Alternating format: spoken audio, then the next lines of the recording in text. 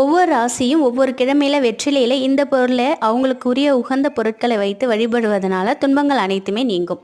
மேஷம் செவ்வாய்க்கிழமை வெற்றிலையில் மாம்பழம் வைத்து முருகப்பெருமானை வழிபடணும். ரிஷபம் செவ்வாய்க்கிழமை வெற்றிலையில் மிளகு வைத்து ராகுவை வழிபடணும். மிதுனம் புதன்கிழமையில் வெற்றிலையில் வாழைப்பழம் வச்சு இஷ்ட தெய்வத்தை வழிபடணும். கடகம் வெள்ளிக்கிழமையில் வெற்றிலையில் மாதுளம்பழம் வச்சு காளியை வழிபடணும். சிம்மம் வியாழக்கிழமை வெற்றிலையில் வாழைப்பழத்தை வச்சு இஷ்ட தெய்வத்தை வழிபடணும். கன்னி வியாழக்கிழமையில் வெற்றிலையில் மிளகு வச்சு இஷ்ட தெய்வத்தை வழிபடணும். துளாராசி வெள்ளிக்கிழமையில் கிராம்பு வச்சு இஷ்ட தெய்வத்தை வழிபடணும்.